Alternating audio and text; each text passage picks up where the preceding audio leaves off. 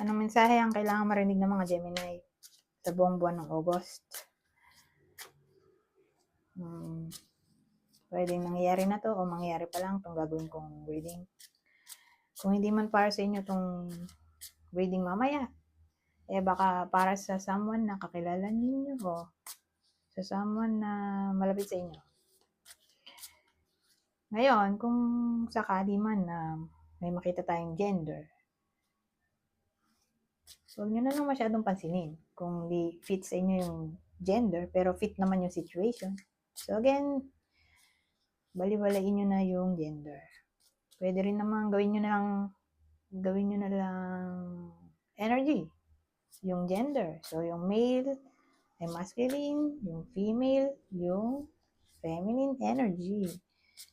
Ngayon, pwede rin yung female ay introvert at yung male yung extrovert. So, kayo na bahala. Kung saan kayo masaya o comfortable.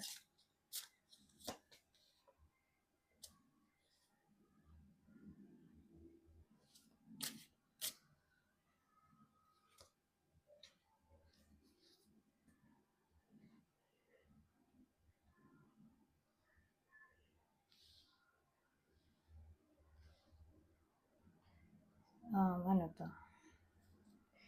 Knight of Pentacles, Two of Swords. Indecision sa topic ng routine. So, sa madaling salita, magiging unpredictable yung iba sa inyo sa August. Parang ayaw ng iba sa inyo na may sinusunod na pattern. Parang madali silang maging bored.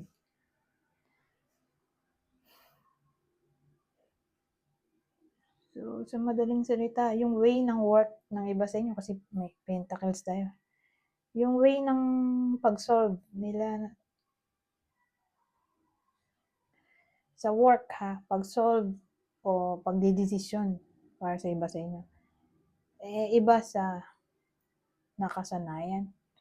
Magiging ganun. So again, parang rebellious o unpredictable ang dating sa akin.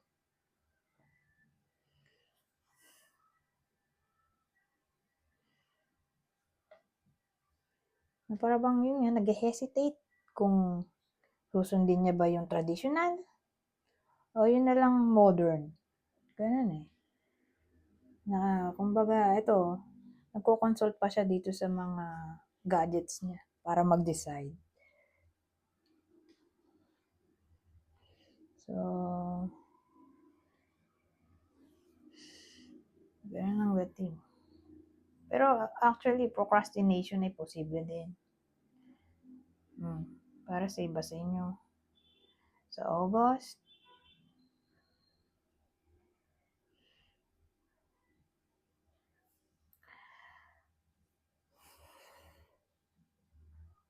wala nga maisip Punta na tayo dito.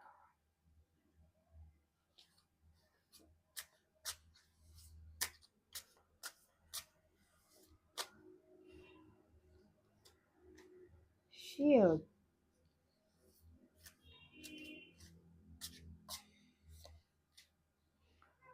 Chalice. Shield.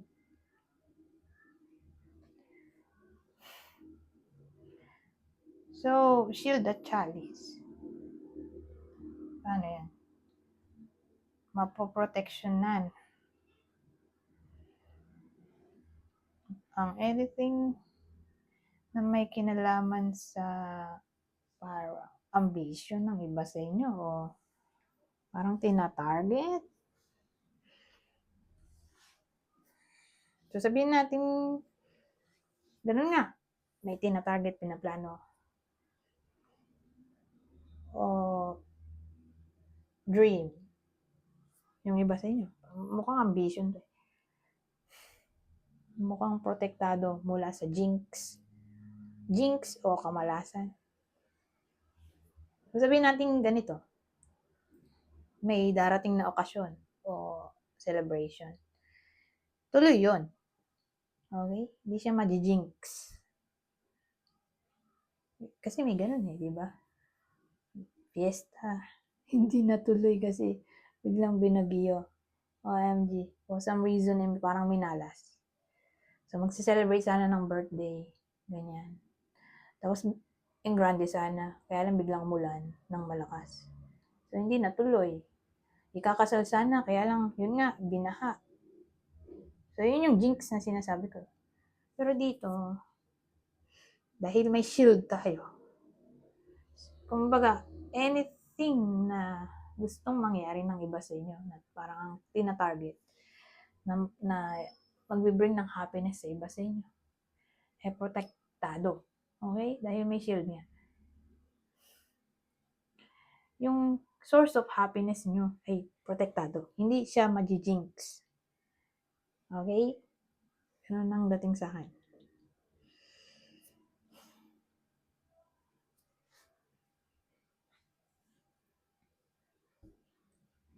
Ang bilis ng oras. Ay, mabagal pala. 6 minutes pa lang. Dito na tayo.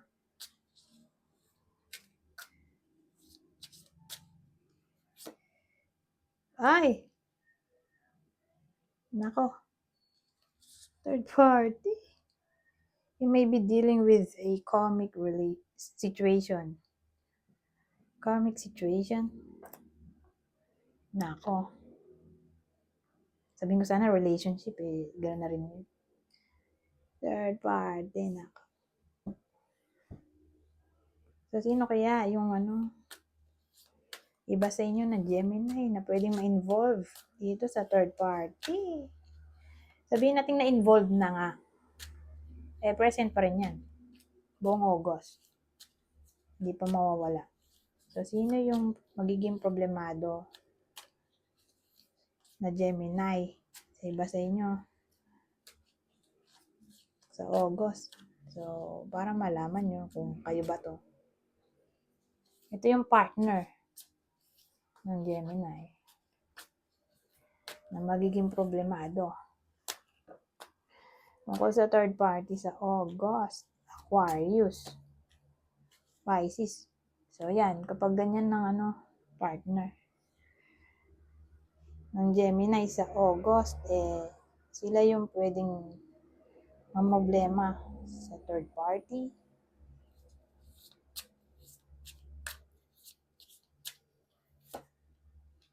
Signs and clues. Tungkol sa naman time ang nasabi ko. Signs and clues. Tungkol sa inyo.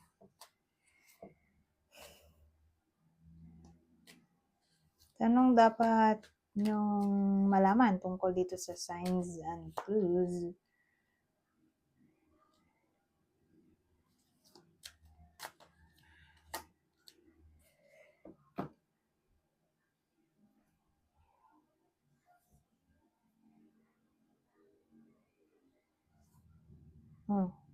Ano to?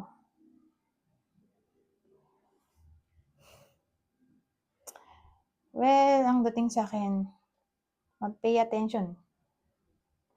Signs and clues. The universe is talking to you. Pay attention. Kasi may someone na maaring bored na. Kung in a relationship, kasal, o pamilyado. May someone na bored na sa ganun.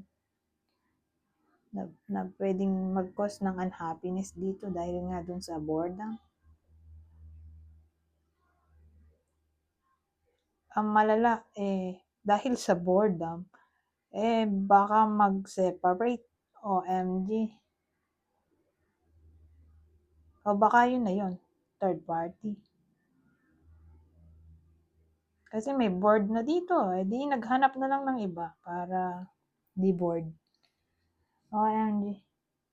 So, sa madaling salita, mag-pay attention yung mga in a relationship o kasal. Kasi sila yung delikado dito dahil may isa sa kanila na bored na yung partner. So, sino kaya yung tatamaan ng reading na to?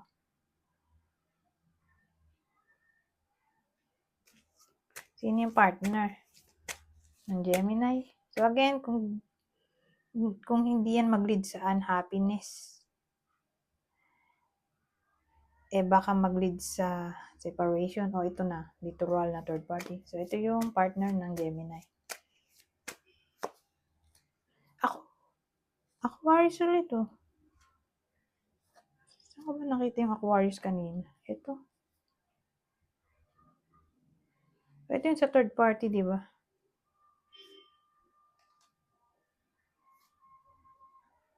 Aquarius, Pisces. So, ito ulit. Mawali siya, Aquarius. So, dito sabi, Gemini, Libra, Aquarius. Pay attention. Ito naman, Sagittarius. Pero malaki ang porsyento na ang partner Aquarius. Kasi mulit siya. Pero again, pay attention ha. Ayan na, may clue na tayo. Air sign. Pag partner, air sign, beware. Tapos, ito naman, Sagittarius. Anyways, hanggang dito na lang. Goodbye for now.